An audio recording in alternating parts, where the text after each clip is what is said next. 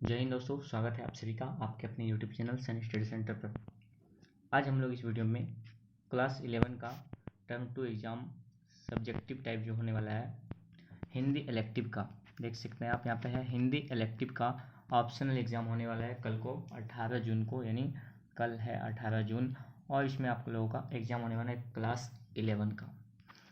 तो इस वीडियो में अभी हम लोग कुछ इंपॉर्टेंट क्वेश्चन को करने वाले हैं, तो आप लोग वीडियो पे कंप्लीट बने रहिएगा और चैनल पर नए हैं तो चैनल को सब्सक्राइब करके बेल आइकन को जरूर प्रेस कीजिएगा।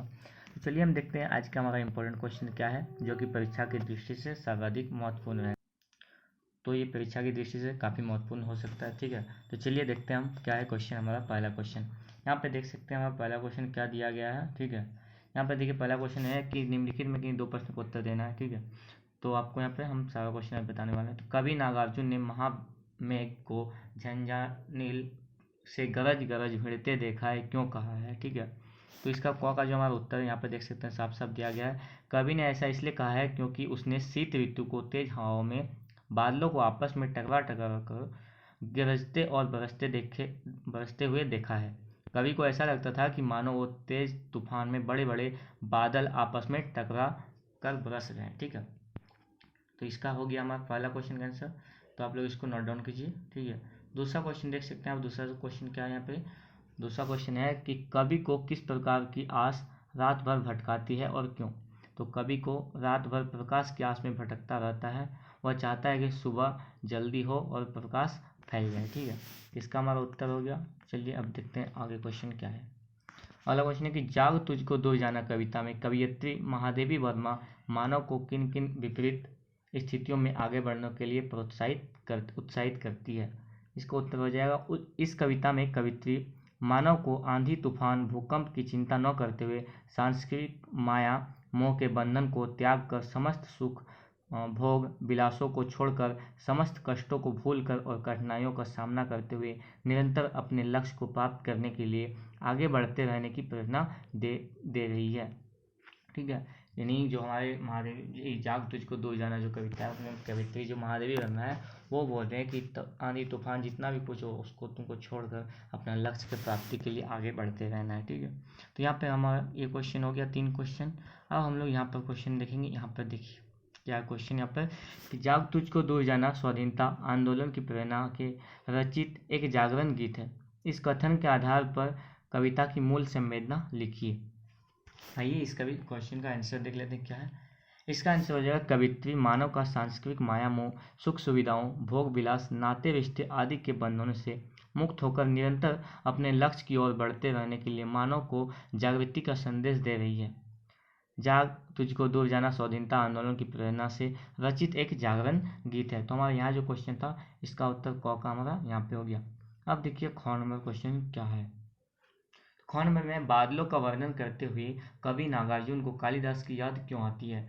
बादल का वर्णन जब करता है तो कवि नागार्जुन तो कालिदास का उसको याद क्यों आता है, देखिए क्यों आता है। बादल का वर्णन करते हुए कवि को कालिदास की याद इसलिए आती है क्योंकि कालिदास द्वारा रचित खंड काव्य मेघदूत में यक्ष ने बादलों को अपना संदेश देकर दूत के रूप में अपनी पत्नी के पास भेजा था।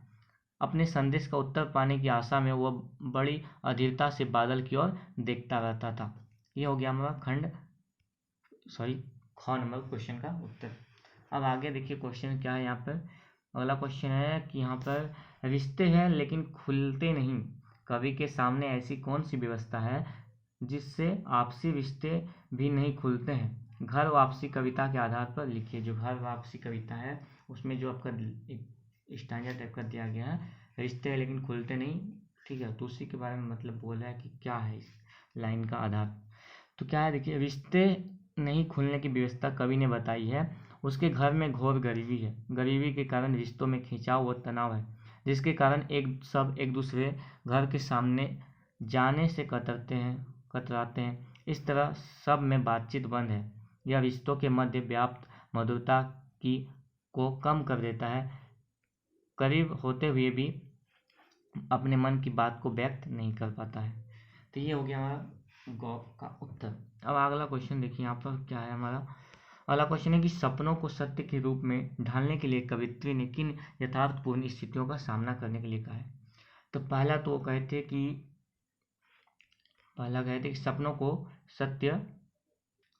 सपनों को सत्य को बनाने के लिए कवित्री ने बताया कि पहला यहाँ पर देखिए क्या कि मनुष्य को यथार्थपूर्ण स्थितियों का सामना करना चाहिए। दूसरा उन्होंने बताया कि मनुष्य को दीपक के समान जलना पड़ेगा। तीसरा बताया कि उस हर व्यक्ति के अंदर झांकने की ताकत को जन्म देना पड़ेगा। ये 3 बात जो है हमारे कवित्री हैं सपनों के सत्य के रूप में, वो यथार्थपूर्ण स्थितियों का सामना करने के लिए 3 चीज को बताए थे। आगे क्वेश्चन देखिए क्या है। पहला क्वेश्चन है कि नींद उचट जाती है, कविता के आधार पर बताइए कि कवि की दृष्टि में बाहर का अंधेरा भीतरी दुःस्वप्नों से अधिक भयावह क्यों है। तो इसका क्या हो जाएगा, ये बहुत ही इंपॉर्टेंट क्वेश्चन है।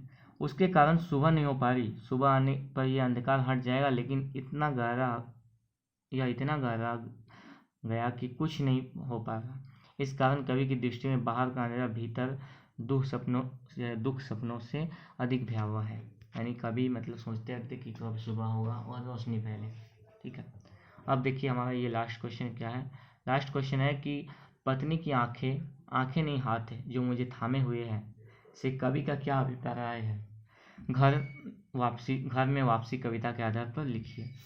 इसका उत्तर हो जाएगा पत्नी की आंखें नहीं हाथ है जो मुझे हमेशा थामे हुए हैं से कवि का क्या अभिप्राय है। तो उत्तर क्या हो जाएगा, कवि परिवार में सभी की विशेषता बताता है, वैसे ही अपनी पत्नी का भी बताता है। वह कहता है कि उसकी पत्नी का हाथ उसे बहुत प्रिय है क्योंकि वो उससे हमेशा थामे रखती है, जिससे उसे एक हिम्मत बना रहता है और उसे टूटने से बचाती है। तो ये हमारा आज का कुछ इंपॉर्टेंट क्वेश्चन था। तो आप लोग इसको कर लीजिएगा और अपने दोस्तों के साथ भी शेयर कीजिए। चैनल पर नया है तो चैनल को सब्सक्राइब कीजिए और वीडियो को भी लाइक जरूर कीजिएगा। ठीक है, तब तक के लिए बाय। मिलते हैं नेक्स्ट वीडियो में और भी अभी इंपॉर्टेंट क्वेश्चन आने वाला है। ठीक है, तब तक के लिए बाय, जय हिंद।